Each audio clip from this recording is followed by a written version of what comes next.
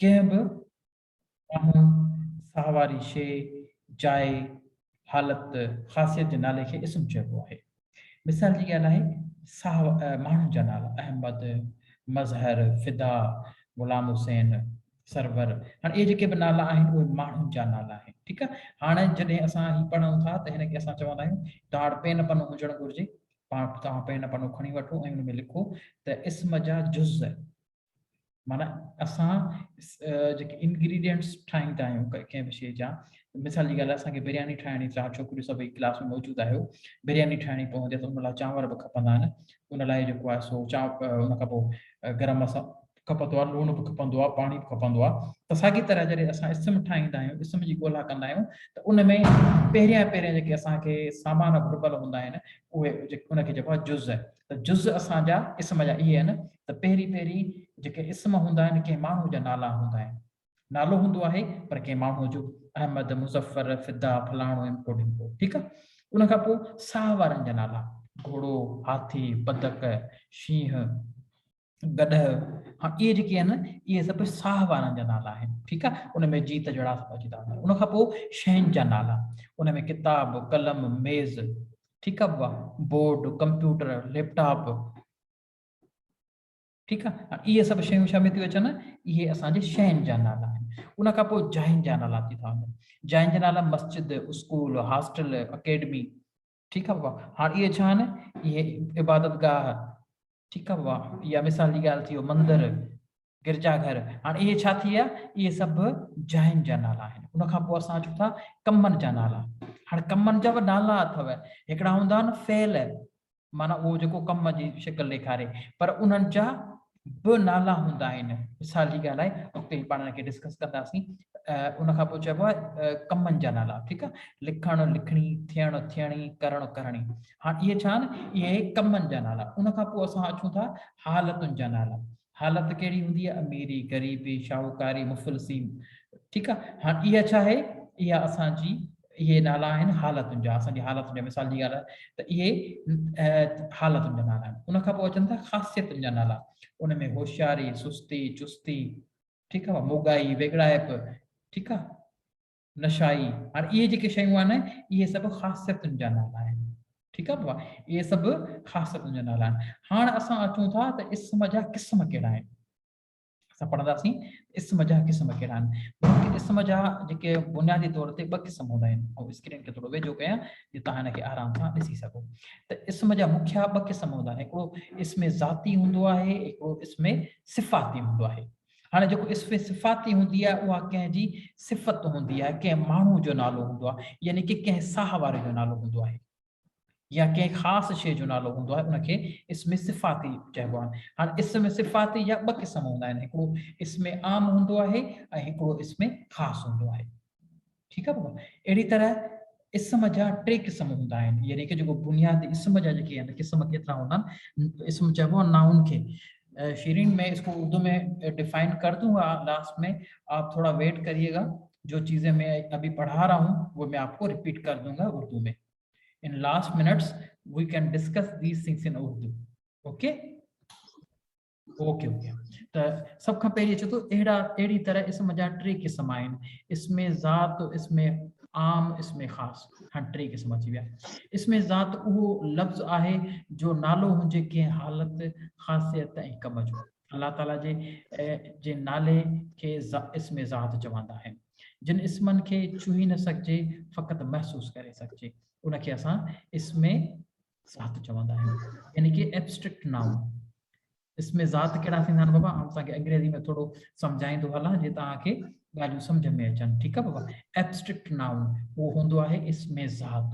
उहो इस्म जंहिंखे असां छुही न आहियूं सघंदा, जंहिंखे असां सिर्फ़ु ऐं सिर्फ़ु। हाणे मिसाल जी ॻाल्हि आहे, हिकिड़ो नालो अचे थो, मिसाल अमीरी माना रिचनेस। हिकिड़ो माण्हू अमीरी आहे, ठीकु आहे, अमीर आहे। ठीकु आहे। अमीरी जेकी आहे उहा छा आहे, हिकिड़ो नालो आहे।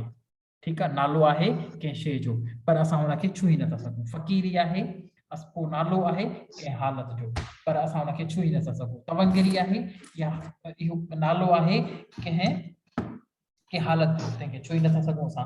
मुफ़लिसी आहे, मुफ़लिसी छा खे चइबो आहे, माना सुञाई खे। जेको माण्हू पेनीलेस जंहिंखे पाण चवंदा आहियूं, जंहिं वटि पैसा न हुजनि मुफ़लिस थी वेंदो आहे। ठीकु आहे, मुफ़लिसी छा हूंदी आहे, उहा जेको आहे सो असां उनखे छुई न सघंदा आहियूं। ठीकु आहे बाबा, शाहूकारी आहे उनखे असां छुई न सघंदा आहियूं, ग़रीबी आहे उनखे असां छुई न सघंदा आहियूं, अघाई सगाई होशियारी बेवकूफ़ी दानाई नादानी माणपो थधाई इंसानियत लिखणी पढ़णी हलत चलत हिकमत कोशिश आमदरफ़्त वग़ैरह।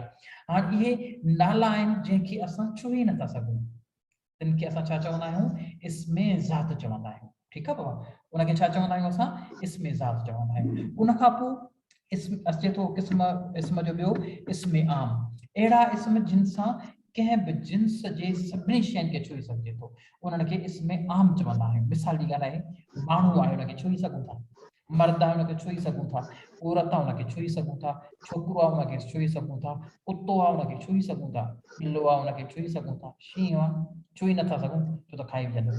ठीकु आहे, हाथी आहे उनखे छुई सघूं था, पखी आहे उनखे छुई सघूं था, घोड़ो आहे उनखे छुई सघूं था, कबूतर बुलबुल रस्तो किताब मेज़ खट दरवाज़ो तख्तो अलमारी मस पेन कागज़ मुसलो उठ वग़ैरह।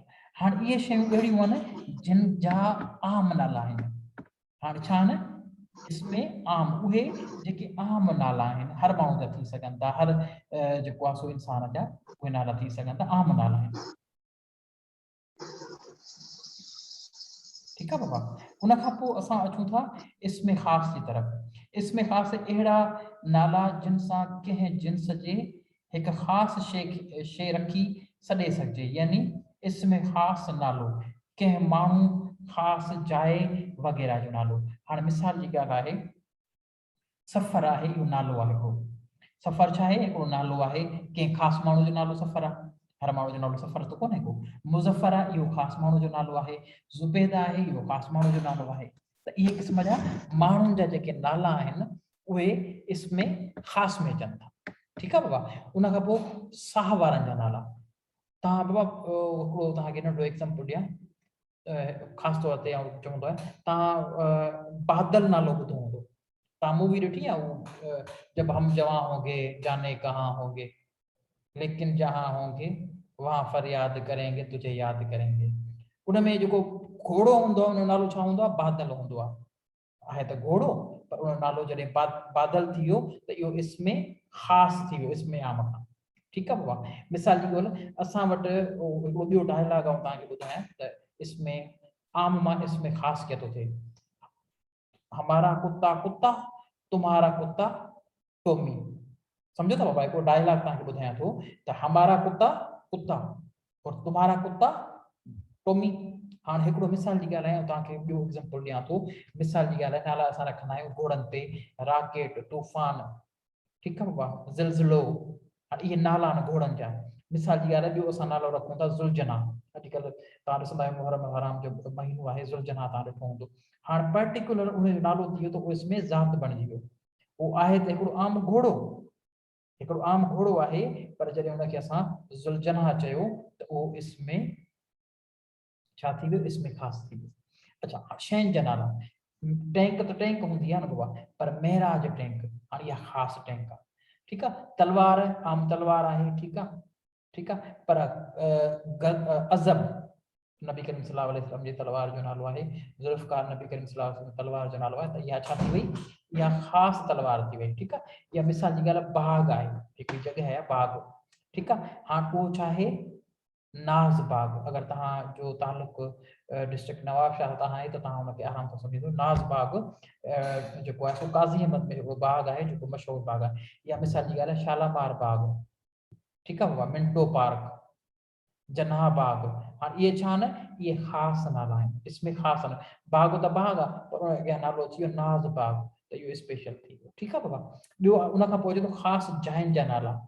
गड़ंग बंगलो। हाणे गड़ंग बंगलो तव्हां अगरि डिस्ट्रिक्ट सांगड़ सां तव्हांजो तालुको हूंदो त तव्हांखे गड़ंग बंगले जी ख़बर पवंदी।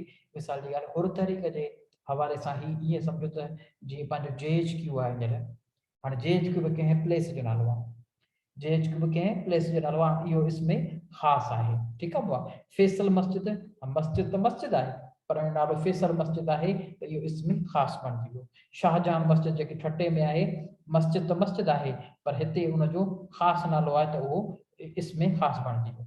अच्छा, हाणे हिकिड़ी सूरत ॿी अचे थी तव्हांखे सम्झाईंदो हलां। हाणे इसमें ख़ासि चीज़ तव्हांखे मूं ॿुधाए छॾियो। हाणे असां अचूं था पंहिंजे मौज़ूअ जे अॻे तरफ़, त असांजी ख़ासि तौर ते सिंधीअ जे या उर्दूअ में जो है उर्दूअ में इहा शइ हूंदी आहे त इस्म जे नंढड़ी सूरत खे इसमें तस्कीर चवंदा आहियूं। इसमें तस्कीर खे चवंदा आहियूं पाण चवंदा आहियूं नंढो, पर चवंदा आहियूं नंढड़ो, जेको रो आख़िरी में असां ॾींदा आहियूं। मिसाल, खट मां खटड़ी, किताब मां किताबड़ी, संदूक मां संदूकड़ी, छोकिरी मां छोकिरड़ी, ॿार मां ॿारड़ी, चवंदा आहियूं न बाबा, छोकर मां छोकिरड़ो। हाणे जॾहिं आख़िरी रो लॻाईंदा आहियूं त माना उनजी नंढी शिकिल असां ॾेखारींदा आहियूं। किताब किताबड़ो चवंदा आहियूं न बाबा, कापी कापड़ी, ठीकु आहे। माना उनजी नंढी शिकिल, माना हिकिड़ो आम शिकिल हूंदी आहे, पर जॾहिं उनजी असां जंहिंखे चइबो आहे त माइक्रो, कंहिं शइ जी माइक्रो असां शिकिल ॾींदा आहियूं, माइक्रो कंहिंजो नालो वठंदा आहियूं, उनखे माइक्रो करे पेश कंदा आहियूं, त असां उन में आख़िरी में री लॻाईंदा आहियूं। ठीकु आहे। ऐं उर्दू में हाणे एक्सप्लेन कंदुसि सॼे पूरे लेक्चर खे, पोइ आख़िरी में तव्हांजा क्वेश्चन ऐं आंसर वठंदुसि। ठीकु आहे बाबा। त असां हाणे अचूं था पंहिंजे मौज़ू जे तरफ़, ऐं हिनखे असां उर्दू में बयानु कंदासीं। अगरि तव्हांखे सम्झ में न आयो आहे त वरी मूंखां क्वेश्चन आख़िरी में करे वठिजो। इसम की माना है नाम। इसम वो अल्फाज जो किसी इंसान, सांस वाली चीज, जगह, काम, हालत और खासियत का नाम हो, उसे इसम कहा जाता है। ठीक है। अच्छा, मिसाल, लोगों के नाम, अहमद, मजहर, फिदा, ये क्या हो गए? ये हो गए आम नाम है लोगों के। ठीक है, ये नाम है।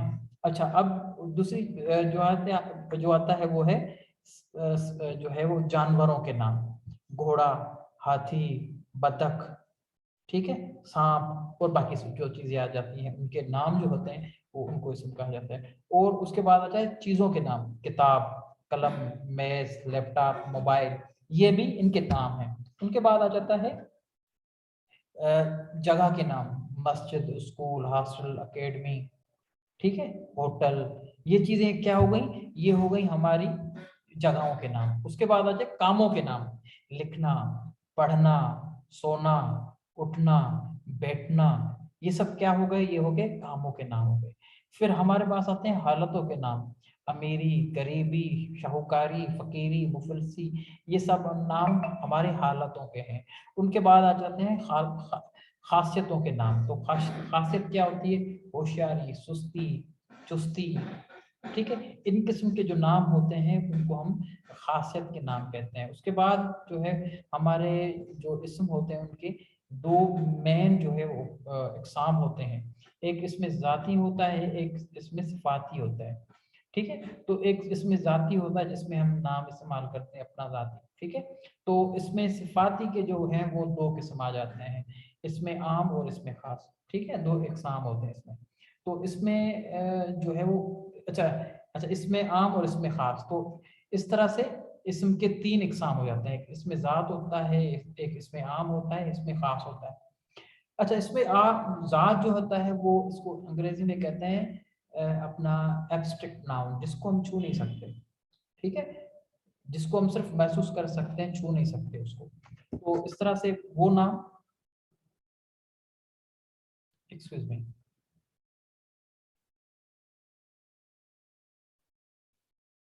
तो इस तरह से हम जो है वो कह सकते हैं कि वो नाम जिनको हम छू नहीं सकते, जिनको हम टच नहीं कर सकते, जैसे मुफलसी है, गरीबी है, अमीरी है, फकीरी है, तो इसको हम छू नहीं सकते। गरीबी है, ठीक है, बीमारी है, ठीक है, होशियारी है, बेवकूफ़ी है, नादानी है, ठीक है। अब ये जो चीज़ें हैं इनको हम छू नहीं सकते, इनके नाम जो होते हैं वो एब्स्ट्रैक्ट नाउन कहलवाते हैं, और यहाँ पे इनको इसमें ज़ात कहा जाता है। अच्छा, अब उसके बाद आ जाता है इसमें आम। इसमें आम जो है वो उन नामों को कहते हैं जो हर किसी के होता है। जैसे लड़का हो गया, तो अगर लड़के का नाम नहीं है, सिर्फ लड़का लिखा हुआ है। शागिर्द हो गया, तो ये शागिर्द जो है वो तालिब इल्म, तो ये इसमें आम हो गया। अब हम कहेंगे कि मुजफ्फर, हम कहेंगे कि गुलाम हुसैन, हम कहेंगे कि शीरीन। अब ये जो है वो इसमें खास हो जाएगा, ठीक है। जब हम इसको शागिर्द कहते हैं लड़की कहते हैं, तो लड़की जो है वो इसमें आम में आ जाती है। जब उसका नाम लेते हैं हम कि भाई शीरीन, तो अब ये इसमें आम से इसमें खास हो जाती है। अच्छा, अब जो है वो किसी जानवरों के नाम होते हैं, ठीक है। एक घोड़ा होता है, आमतौर पे घोड़ा ही होता है, ठीक है। कुत्ता होता है, वो उसका नाम कुत्ता ही कहते हैं उसको। अब उसका इसमें खास कैसे बनता है? इसमें खास इस तरह से बनता है कि हम उसको कोई नाम दे देते हैं। जैसे घोड़ा है तो उसको हमने मोती कह दिया, बादल कह दिया, ठीक है। उसको हमने कोई बादल और जो है वो इस तरह के ज़िलज़िला कह दिया। यानी कि मुख्तलिफ हम नाम जो जब इस्तेमाल कर रहे होते हैं, तो है तो कुत्ता मगर उसको हम टॉमी कहते हैं, ठीक है। उसको हम डॉगी कहते हैं। तो इस तरह से हम जो हम नाम इस्तेमाल करते हैं, तो ये इसमें आम से इसमें खास में तब्दील हो जाता है।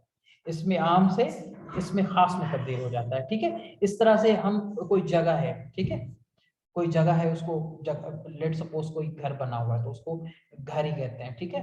अब उसको खास नाम कैसे दे सकते हैं? उसको खास नाम दे सकते हैं, उसको हम ताजमहल कर दें, या उसको हम कह दें कि ये जो है वो प्राइम मिनिस्टर हाउस है, ये वजीर आला का हाउस है, ये फलान बंदे का हाउस है। तो फिर वो इसमें खास में तब्दील हो जाता है, ठीक है।